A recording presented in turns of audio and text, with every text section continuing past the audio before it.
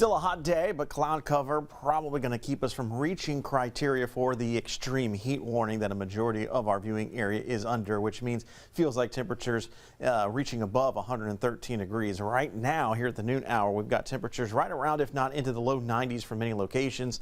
Gonzales, New Orleans, Slidell at 91, 90 for Hammond, 89 right now at Baton Rouge Metro Airport, as well as New Roads. You can see our feels like temperature at 104 here in the capital city, 109 for New Orleans, 108 in Patterson. So we're starting to see heat advisory criteria being met, but not necessarily expecting extreme heat warning criteria to be met because of all the cloud cover that is overhead. That's going to help reduce, it looks like, daytime highs a couple of degrees from what we were expecting in earlier forecasts. So right now I've got the high temperature for today forecast at 94 degrees here in the capital city, 99 being the record set back in 1924, 92 the normal for this time of year. So we're pretty much close to where we should be for this time of year here as we make our way towards those last couple of days here of July, 2 degrees warmer than normal. So you see this influx of moisture that's moving in across the eastern Gulf, and we're going to continue to see that sort of influx of moisture kind of streaming from east to west across the Gulf and kind of moving its way across into Texas. And so the area of low pressure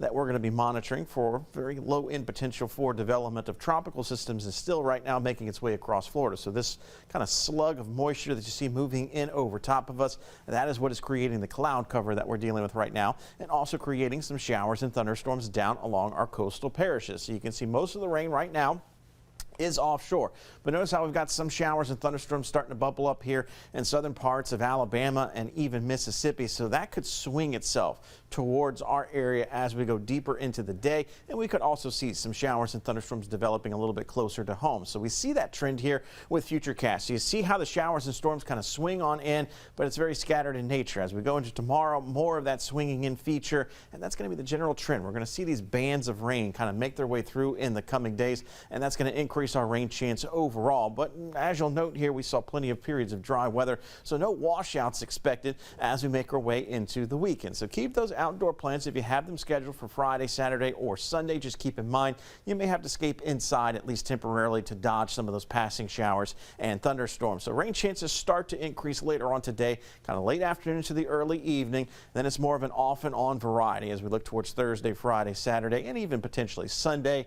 Again, not washouts though, and then we see a decrease in rain chances going into the early part of next week. So you look at that and you look at how much rainfall we could see, and right now forecast numbers continue to fall in line with averages around 1 to 3 inches across our area. That would be manageable over a 7-day period, although we're likely to see a majority of that kind of falling in a Thursday, Friday, Saturday time frame. And even then, if we were to see 3 inches over a 3-day stretch, I think that's manageable for the most part. It's those low-lying, flood-prone, poorly drained areas that are going to be most at risk. It's nuisance-type flooding that we're most concerned with. That would be your ditches, your streams, your bayous, and then those poorly drained roadways. No major issues in terms of widespread flood potential.